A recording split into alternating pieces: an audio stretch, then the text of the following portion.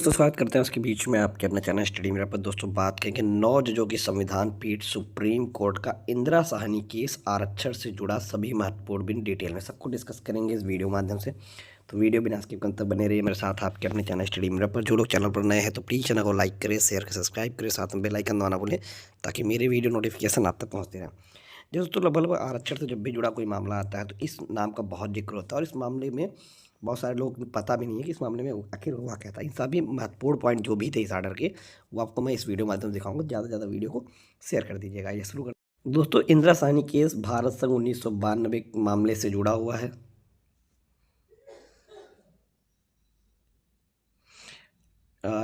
Supreme court के 9 न्यायाधीशों की संविधान पीठ ने फैसला सुनाया। इस ऐतिहासिक मामले में शामिल न्यायाधीश आप देख सकते हैं, आपके सामने हैं।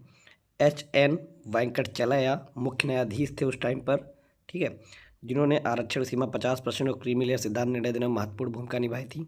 न्यायमूर्ति RSR Pandian, TK Thomas, BP जीवन रेड्डी, ठीक है, और न्यायमूर्ति AM अहादी, PB सावंत और K जयचंद्र रेड्डी और रत्नवल पांडियन और RM सहाय, ठीक है।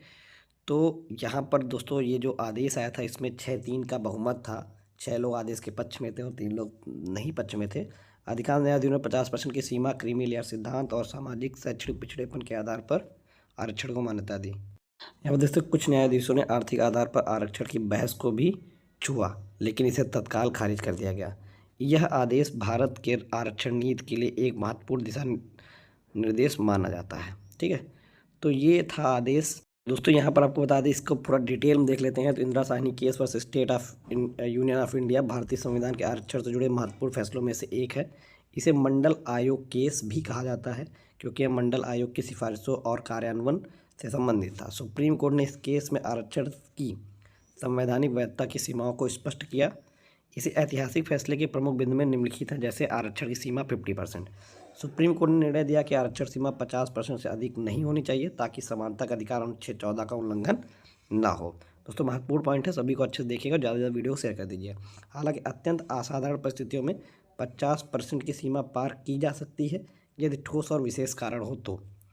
आर्थिक आधार पर आरक्षण, यहाँ पर कोर्ट ने कहा केवल आर्थिक पिछड़ापन आरक्षण का आधार नहीं हो सकता।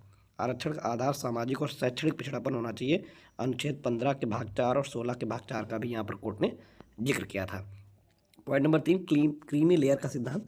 क्रीमी लेयर का सिद्धांत लागू किया गया जिसके तहत पिछड़े वर्गों को समृद्ध प्रगतिशील वर्ग आर्थिक और सामाजिक रूप से आरक्षण का लाभ नहीं ले सकते।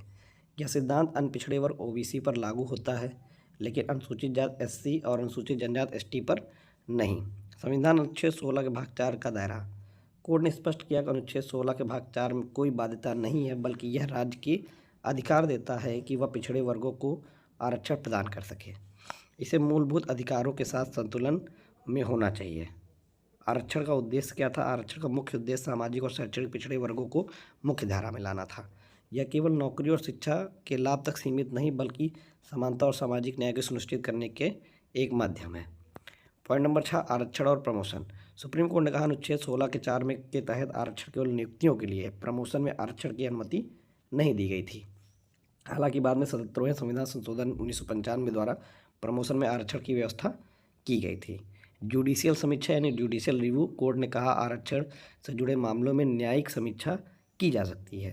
राज्य द्वारा घोषित किसी वर्ग को पिछड़ा वर्ग मानने के निर्णय को अदालत में चुनौती दी जा सकती है। अस्थायी प्रकृति, कोर्ट ने माना कि आरक्षण कोई स्थायी समाधान नहीं है, इसे समय समय पर समीक्षा की आवश्यकता है। आरक्षण के उद्देश्य को पूरा होने पर इसे समाप्त किया जाना चाहिए। यहाँ पर दोस्तों देखते हैं पॉइंट नंबर 8, अस्थायी प्रकृति। कोर्ट ने माना कि आरक्षण कोई स्थायी समाधान नहीं है, इसे समय समय पर समीक्षा की आवश्यकता है। आरक्षण का उद्देश्य पूरा होने तक इसे समाप्त किया जाना चाहिए।